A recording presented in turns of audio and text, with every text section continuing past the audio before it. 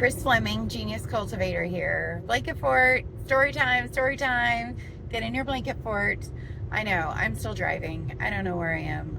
I'm somewhere in Kentucky. It's beautiful, but I really hope that there's a gas station or a convenience store or something soon because I could really benefit from a pit stop, if you know what I mean. But in any case, story time. So how did I get intentionally involved in investment real estate? This is a little bit of a fun story. I was already unintentionally involved, but I was 2015 and the father of my youngest daughter and I were never married. I have 2 children from my first marriage. The father of my third child, Charlotte, he and I did not marry. We did own a house together, but we were splitting up. And my older daughters, Madeline and Isabella, there was this neighborhood that they really wanted to live in. They were both in middle school at the time. And there was this one particular neighborhood that they really wanted to live in because so many of their friends lived there and it was zoned for their school and all the things, right? And so I remember telling them, I said, girls, I cannot, as a single mom on my bank manager salary, I cannot afford to buy a house in this neighborhood. It's just beyond my capacity. But we'll drive around and we'll just take a look. So we did. We were all in the car that day, and I came across a house that had a for sale by owner sign in the yard. It wasn't even standing up. It was just laying down in the yard, but I noticed it. The house wasn't in great condition.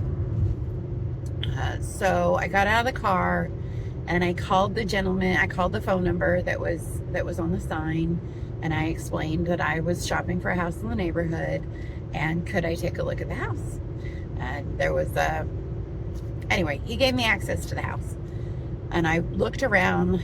New carpet was needed, new paint was needed. The house was very dirty. It was fairly ugly, but really just overall needed kind of what I call a fluff and buff.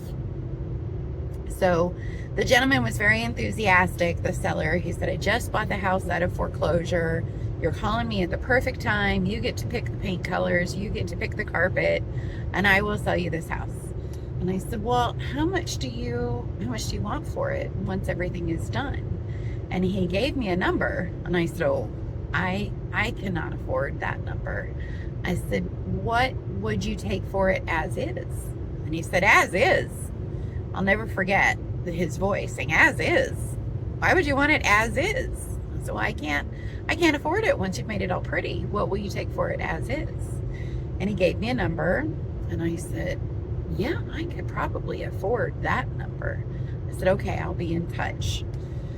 So I went home and I ran some calculations and I pulled up some mortgage calculators and I took a look at my credit score and I evaluated my bills and my budget. And I called the gentleman back and I said, will you take this number for it? And it was a little bit lower than the one that he had suggested. And I said, and will you still replace the carpet? Because it's disgusting. Will you take this number for it? Will you still replace the carpet? And to my utter delight and shock and amazement, he agreed.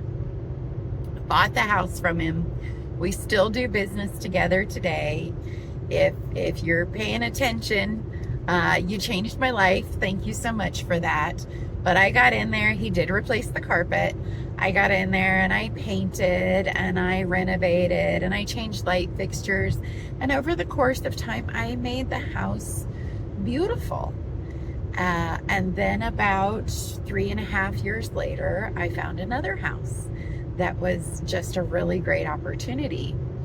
So I put in an offer on the other house and I got it.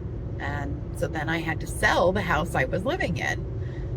And it sold for so much more than I paid for it, so much more than I had in it. And that was super fun. And that is how I was bitten by the investment real estate bug. Was I bought that ugly house, I made it beautiful, and I made more money on the sale of it than I imagined I would ever do. Now I've done it again and again and again and again. So that's my story. Blanket fort time over. Unless you want to tell your story, contact me. Tell me your story. Let's talk.